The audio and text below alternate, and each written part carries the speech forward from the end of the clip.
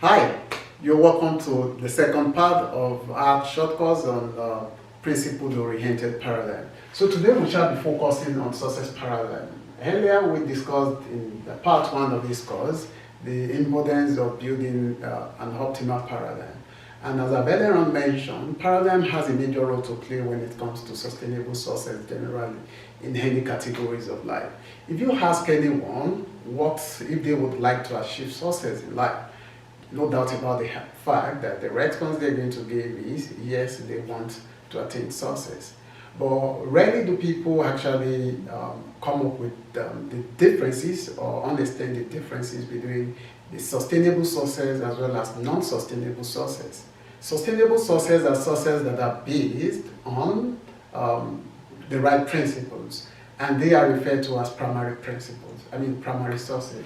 When you talk of success generally, it's based on success paradigm, and we have primary success as well as secondary success. And what actually distinguishes primary success from secondary success is principles. The principles in which those successes were being achieved. Take for instance, primary success are always based on principled paradigm. They are based on principled paradigm. While on the other way around, the secondary success are based on non-principled paradigm. And that's why it's usually not sustainable. Over the period of time, you realize the fact that the lack of principles in the person's paradigm would eventually catch up with whatever success which he, in one way or the other, might have achieved or accumulated over the long period of time. And that is a good example was what we observed in the last part of the course, in which we discussed about two accountants, in which one was having a principle-oriented paradigm, and the other one was not having the principle-oriented paradigm. Despite the fact that he had the needed qualifications, he's a professional accountant, he's a good accountant when it comes to the accounting field, you realize the lack of the principles actually made him attain success which couldn't be sustainable over the long period of time. And that's where secondary success comes in. And no doubt about the fact that primary success is a success which one can always achieve or attain by building the right principle. Sometimes ago, I was reading a book of one of the books which by Brendan Burchard. And in that book, there's something that's kind of interesting. There's this person who actually was actually doing fine. He has actually attained secondary success over the long period of time. But at some point, he couldn't sustain that success. Why? Because the right principles was lacking. And when you talk of the the right principles, these are principles that sustain success. Now, this person was an athlete, and he has actually caught tremendous success over the period of time in relation to his athletic field. But now he is into another business, and in order for him to sustain success over the long period of time, the core principles appears to be lacking. And thus, it takes his coach to be able to help him develop that principles which as well sustain him, help him in order to be able to achieve primary success. So one thing about primary success is the fact that it's attainable with the right principle. But when the principle is lacking in one way or the other, there will be deficiency in sustaining success over the long period of time. So it wouldn't be out of place if perhaps you've actually been recording success over the long period of time to take a seat back and ask yourself, have I actually been operating on an optimal paradigm? That is paradigm tailored towards primary success, which is the same thing as sustainable success. Because one thing about sustainable success is the fact that it helps you in order to achieve your goals on a larger scale. And not only that, you would realize you're creating a legacy for yourself in one way or the other. What are some of these paradigms, and what are some of these principles that helps in shaping optimal paradigm? The first of it has to do with fairness principles. No doubt about the fact that fairness principle has a major role to play, and those who operate from fairness principles, they often take it upon themselves to deal fairly with people. And this is a principle tailored towards honesty. And when they're dealing with people, they want to ensure that they are not, they are not encroaching on other people's fundamental rights. And when it comes to dealing with people, they want to deal honestly with people. Like, take for instance the scenarios of the accountants we were referring to in the last course. One of the accountants felt it's important for him to deal fairly with his organizations, while the other one doesn't see reasons for him to deal fairly with his organization. And if you take a close look at those two accountants in other aspects of their life, you realize that the accountant who is actually operating from the optimal paradigm perspective would as well be dealing fairly with people generally, even outside his work environment. But the one who is actually not dealing fairly with his organizations, don't be surprised when you examine other aspects of his life, you realize he wasn't dealing, or he wouldn't be dealing fairly with people. Why? Because the fundamental principle of fairness, which is tailored towards honesty, is actually lacking in the accountant. So you want to ask yourself, if you're trying to develop an optimal paradigm, which is tailored towards the principled paradigm, or which is tailored towards principles, you want to ask yourself, how fairly am I dealing with other people? Do I have fairness principles embedded in my attribute? And one thing about those who deal fairly with people, they don't look for opportunities to deal unfairly with people. But to those who doesn't have fairness principles embedded in their attribute, even when there are no opportunity for them to deal unfairly with people, they look for opportunity to deal with people unfairly. And in one way or the other, not knowing that, not having fairness principles embedded in their attribute isn't more of advantage to them as much as it is advantage to them. So you want to ask yourself, am I dealing fairly with people, be it within business transactions, be it within your personal relationship? Because in one way or the other, fairness principle has a major role to play when it comes to attaining success over the long period of time, when it comes to achieving primary success. Secondly, we have the golden rule principles, and this is a principle tailored towards doing unto others what you would want other people to do to you. So you want to as well see in your business transactions, in your day-to-day activities, and implement, do you have these golden rule principles embedded in your attribute? And a good way in order for you to be able to implement these principles successfully is, once in a while you could ask yourself, perhaps when you're to deal with people, when you're to make certain decisions, it wouldn't be out of place if you could ask yourself, how would I love to be treated in this scenario? How would I love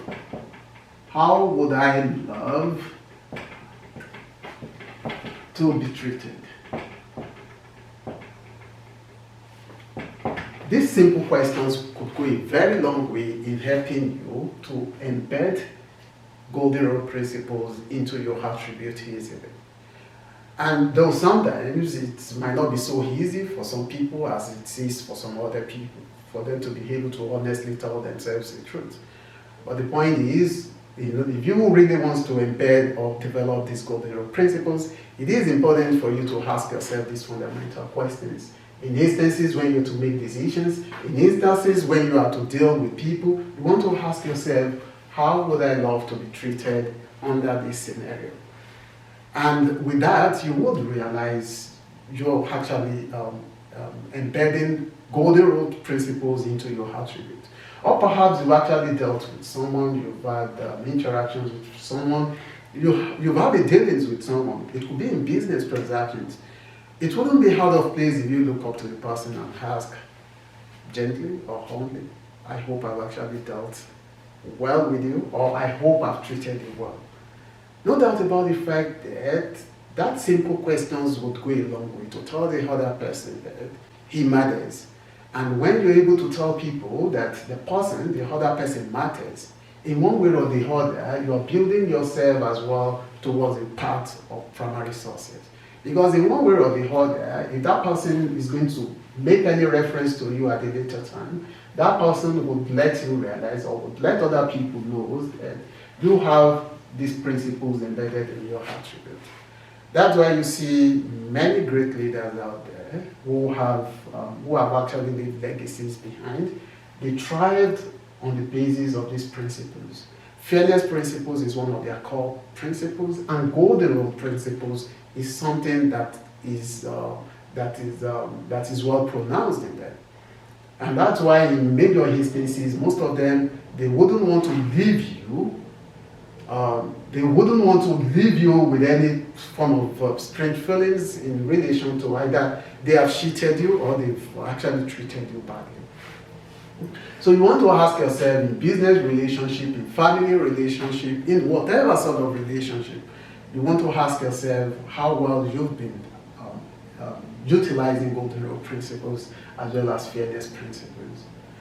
Now let's talk about service principles. Service principles as well has a major role to play when it comes to achieving success generally in life. And service, there is a difference between, one good thing about service principle is the fact that it's tailored towards contributing positively to whichever organization one finds themselves or to whichever community one finds themselves. Don't be surprised that there are some people, when they attain a certain position, let's take for instance the issue of our accountant, which we've been using in the course of this short course, you realize one of the accountants has a service principle, and the service principle is tailored towards contributing positively to his organization. Why the other one doesn't have a service principle? Because on attaining the position, he was actually looking for how he's going to benefit at the expense of the organizations. Or to those who have past service principles embedded in their attribute, they don't look for anything to benefit or to serve as trade-off, most especially when they have to render services. That is to contribute to their organizations or to their community. You know, there are instances in which some people would tell you, when it comes to making sure that these organizations actually stands, I'm ready to give in holidays I have in terms of time. And even when it comes to resources, some will tell you, okay, at the moment, I think I can still go with my resources, pending when everything gets stabilized. And they begin to work out how best to contribute to their organizations, to contribute to their society. And before you realize it, those ones as well, they help other people, they help their organizations to thrive successfully. And when there's an opportunity to serve, first, they don't think of what they're going to benefit in return. But to those who don't have service principles embedded in their attribute, they first have to look that, okay, what would be my benefit? If there is no benefit, even if it's going to contribute to their organization, if it's going to contribute to their community, those things doesn't matter as much as what they are going to benefit. But to those who have service principles, the focal point has to do with is, how is this going to contribute to my organization? How is this going to contribute to my community? Even if there is any benefit that's going to come on the long run, that isn't their focal point. Their focal point has to do with serving their communities, serving their organizations, and serving the need of people around them. That's why those who have service principles embedded in their attributes, they are often easily known within perhaps any public organizations where they take the lead. Because in one way or the other, you see what happens to be their focal point in that organization. To those who have actually been contributing positively, you would realize that they have service principles. And to those who have actually been utilizing that opportunity, taking advantage of the organization or the public resources in one way or the other, you realize that the service principles is lacking within their attribute. So service principle has a major role to play when it comes to building, achieving primary success in any categories of life. Also, let's talk about patience principle. Patience principle has a major role to play. It's a principle that one wouldn't want to push aside, because patience is often referred to as inversion. And when it comes to patience principles, it has a major role to play. It goes a long way in contributing to whichever organization where the person who is exhibiting those qualities actually lives or lives or works in, or where he or she works. Let's take, for instance, when you're talking of patient's principle, a good example comes to my mind. Here comes a man who is the chairman of an organization, and this man has about, I think, over 200 comments, which is actually, which are his comments. And he stepped into one of his branch or one of his organizations one day like that, and he saw one of his staff sleeping on duty.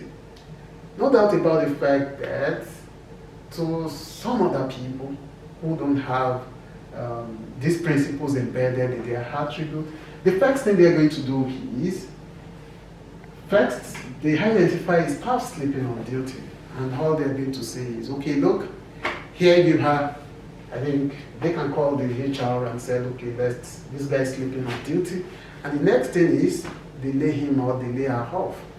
Or better still, they can like, okay, they're suspending him or suspending her, or they hear you have a query for him. But this man chooses not to tread that part. He allows this man, this staff to enjoy his sleep, and thereafter he exercise patience. In the course of exercise patience, he is exercising patience principles. I felt he must have put himself in this man's shoe. Perhaps this man has actually taken some of the work, some of the office work down home, and he might have got himself stressed up as a result of the work, office work, and thus couldn't catch up with enough sleep at home, and now there's an opportunity for him to do that. I don't know whatever it is the man, the owner of that company must have actually taught during that period, but he is a great leader. He has these principles embedded in his attribute, and when you see them, you realize these are great people who ordinarily, the people that work for them would always want to guide their interests, most especially in relation to the organization. And now don't be surprised that that staff with whom patient's principles were displayed towards would appreciate it, and tomorrow he would want to do more. But in comparison to, let's say the man just came and said, okay, they should issue a sack letter, or they should set up a committee for him. No doubt about the fact that that wouldn't exhibit a quality of a great leader in relation to principles which were actually mentioned or which we discussed it right there. So patient's principle has a major role to play. And I think that scenario opens up opportunity for people to be able to come up with something unique. For the organization to more like give room for people to relax, perhaps during, or when there is need for them to do that, perhaps during their break. So the point is, patient's principle has a major role to play when it comes to dealing with, when it comes to attaining primary success generally in any category of life. And when it comes to service principle as well, to patient's principle, there was a scenario that comes to mind. In business transactions, perhaps when you're trying to negotiate for business, you realize there are instances in which such business record success simply because you exhibit patient's principles. And when you're dealing with people, when you deal patiently with people, people wouldn't forget the fact that you dealt patiently with them. But when you don't deal patiently with people, when you don't exhibit patience towards others, in one way or the other, that as well leaves memories along with them. And those memories, in one way or the other, wouldn't be projecting you towards primary success. In as much as this isn't tailored towards seeking external validations, but rather being able to develop principles that would as well help you in attaining primary success in any categories of life. Let's take, for instance, now you have two friends with whom you've been dealing with over a period of time. And one of them walked up to you and he said he needed someone to work with in a business, and he would want you to recommend someone for him or to recommend someone for her to be able to proceed with this project. And you see, this is a very great opportunity, and you have shades of people within your inner cycle. Some have often been dealing patiently with you know these guys are patient when it comes to getting it. And you know some are not patient. And you know, I mean, what would you do if you had to recommend anyone? No doubt about the fact that you would go straight and recommend the person that has patient principle. Because you know that, okay, this person is patient enough and he would be able to, I mean, go well with this other person in this business transaction.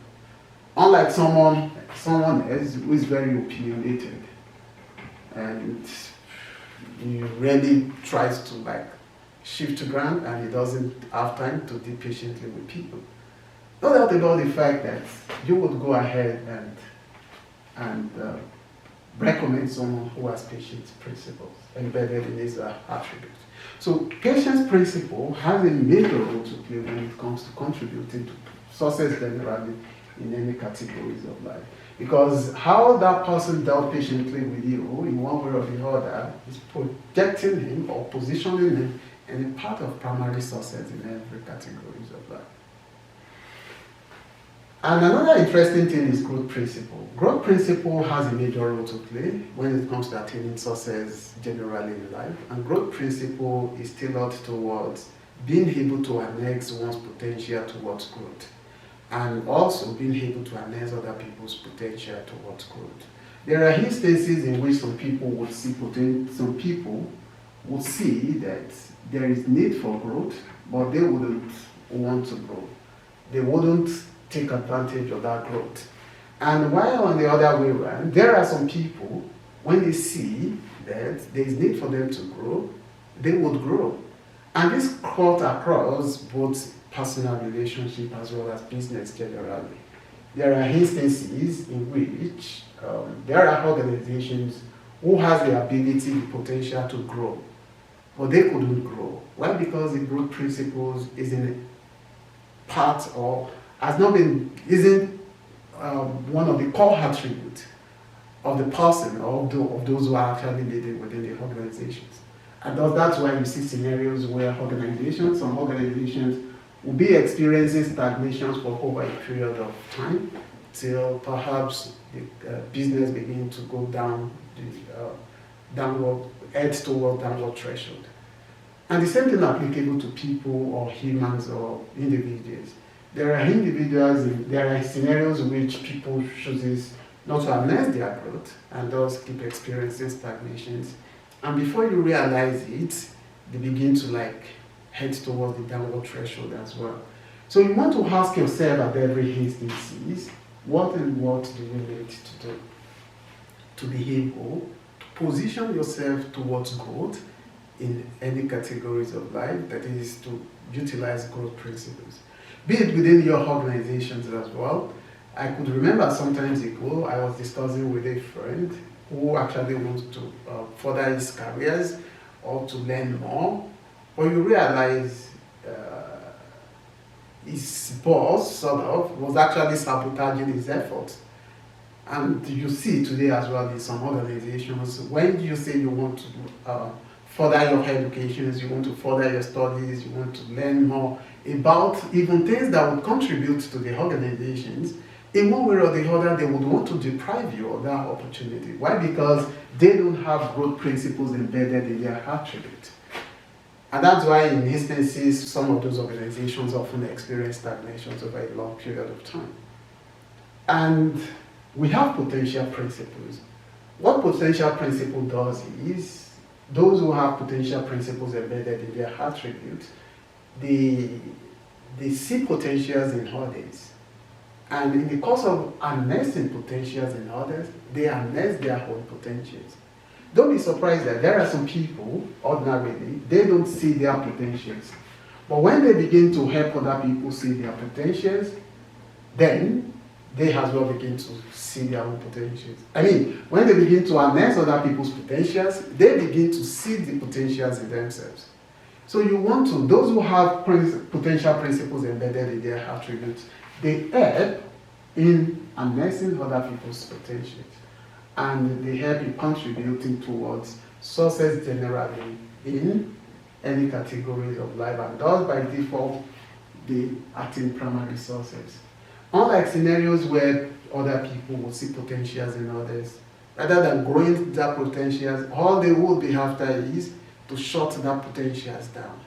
And invariably, when they're trying to shut other people's potential down, the energy channels towards shutting other people's potentials down, invariably that same energy as well is utilizing it, depriving them of their harnessing or understanding or getting to know much about their own potentials.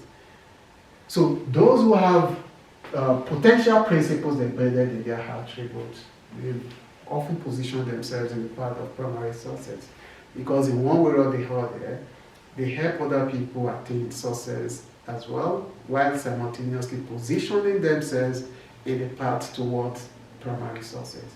I was actually reading through an article some times ago. I wasn't too sure if it's an article or a video, and there was a scenario that played out.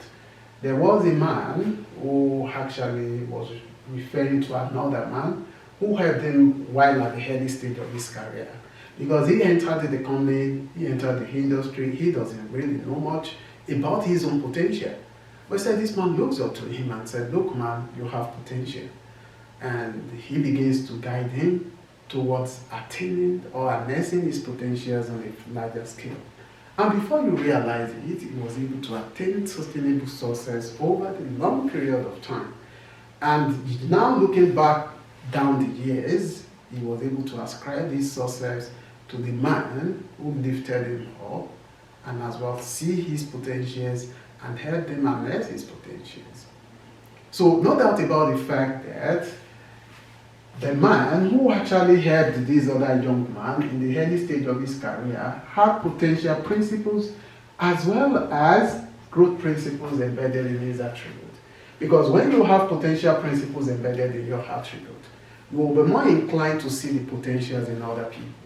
But when you don't have potential principles embedded in your attribute, you wouldn't be able to see more of potentials in others. And when you don't have growth principles embedded in your attribute, you wouldn't want people to grow. But when you have growth principles embedded in your attribute, you would always take delight in seeing other people's growth. That's why every great leader, which I heard and mentioned in the course of this study, every great leaders have the fairness principles, the golden rule principles, the service principles, the patience principles, the growth principles, and potential principles embedded in their attribute. They help people to grow into their full potential. They harness other people's potentials. And in the course of harnessing other people's potential, they as well keep growing into their own full potentials. So no doubt about the fact that if you've actually not been operating from an optimal paradigm perspective, I think it will be something great if you can see how best you embed these attributes into your paradigms and start operating from principle-oriented paradigm. Because before you realize it, you won't be positioning yourself in the path of primary success. And when later into the years, when you look back, you wouldn't have any cause for regret for having lived from an optimal paradigm perspective. So now let's consider how best one can develop the principled paradigm. Sometimes you might want to ask, how easy can one go about developing principle-oriented paradigm?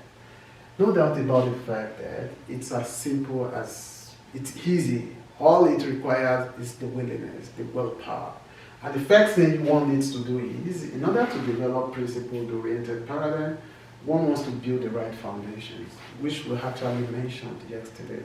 In the course of the last part of the lecture, we mentioned values, we mentioned endowments, and we as well mentioned conscience, and as well as self-awareness.